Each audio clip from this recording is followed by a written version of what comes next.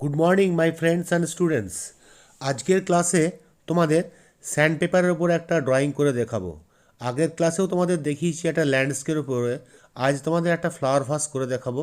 এটা খুব বেশি না, কয়েকটা কালার দিয়ে হবে। 25 অয়েল প্যাস্টেল কালার যদি থাকে ওটাও করতে পারো, কিংবা 12 সেট অয়েল প্যাস্টেল দিয়েও এটা করতে পারো।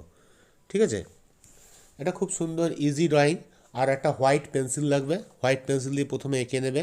হ্যাঁ, গ্লাস মার্কিং পেন্সিল হতে পারে, নর্মাল হোয়াইট পেন্সিলও হতে পারে। আর একটা ব্ল্যাক গ্লাস মার্কিং পেন্সিল বা নর্মাল একটা ব্ল্যাক পেন্সিল, মানে ফিনিশিংয়ের জন্য লাগবে। ঠিক আছে, প্রথমে তোমাদের আর্টিস্টিক আর্ট একাডেমি থেকে স্বাগত জানাই। অ্যাট ফার্স্ট তোমরা বাজার থেকে একটা বার্জার কোম্পানির 180 লেখা থাকবে এরকম একটা ব্ল্যাক কালারের স্যান্ড পেপার কিনে নিও। হ্যাঁ, এটা ইয়েলো ব্রাউন অনেক কালারের হয়, তো ব্ল্যাকটাই বেশি ফুটবে তোমাদের। হ্যাঁ, তাই এটা ব্ল্যাকই এনেছি আমি।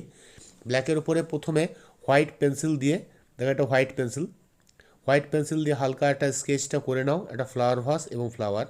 ঠিক আছে, আর এটা 25 সেট অয়েল প্যাস্টেল ক্যামেলের, তোমরা 12 সেট দিয়েও করতে পারো। এটা খুব ইজি। এটা হোয়াইট দিয়ে করবে এবং হোয়াইটের ইফেক্টটা একটু যেন ভালো হয়, তাহলে ব্ল্যাকের মধ্যে বেশি ফুটবে। ঠিক আছে, আমি কিভাবে করছি তোমরা ফলো করো, তাহলে তোমরা আমার সঙ্গে সঙ্গে করলে করতে পারবে। ঠিক আছে, তাহলে দেখো।